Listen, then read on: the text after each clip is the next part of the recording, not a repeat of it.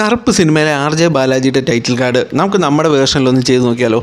അതിനുവേണ്ടി ആദ്യം ഇതുപോലെ 2 ടെംപ്ലേറ്റ് ആയിട്ടുള്ള ഇമേജസ് ഞാൻ സ്ക്രീൻഷോട്ടിൽ നിന്ന് എൻഹാൻസ് ചെയ്തെടുത്തിട്ടുണ്ട്. അത് ഞാൻ ഇൻസ്റ്റാഗ്രാമിൽ മെസ്സേജ് അയച്ചു തരാം. അതിനുശേഷം എന്ത് ചെയ്യേണ്ടത്, ഇതേപോലെ ഇൻഷോട്ട് ഓപ്പൺ ചെയ്യുക. അതിൻ്റെ അകത്ത് നമുക്ക് ഈ 2 ഇമേജസും അതിൻ്റെ അകത്തേക്ക് ഇമ്പോർട്ട് ചെയ്തിട്ട് അതിൻ്റെ വേണ്ട ടൈമും അഡ്ജസ്റ്റ്മെൻറ്റും എല്ലാം കാര്യം കൊടുക്കുക. എന്നിട്ട് പിമ്പി ഓപ്ഷൻ കൊടുക്കുക.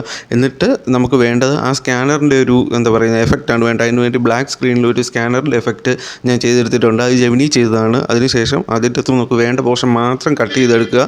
എന്നിട്ട് നമുക്കത് QR-ൻ്റെ മണ്ടേ കൊണ്ട് പ്ലേസ് ചെയ്യുക. അതിന് മുമ്പ് അത് ബ്ലെൻഡ് ചെയ്ത് അത് സ്ക്രീൻ ആക്കണം. എങ്കിലേ നമുക്കത് വീഡിയോയിൽ കാണാൻ പറ്റത്തുള്ളൂ. അതിനുശേഷം അതേപോലെ തന്നെ സെയിം ഒരു QR കോഡ് ഒന്ന് കറങ്ങി വരുന്നതിൻ്റെ ഞാൻ വേറൊരു ആപ്പിൽ ചെയ്തെടുത്തിട്ടുണ്ട്. അതും സെയിം അതേപോലെ തന്നെ ഇമ്പോർട്ട് ചെയ്ത് വെക്കുക.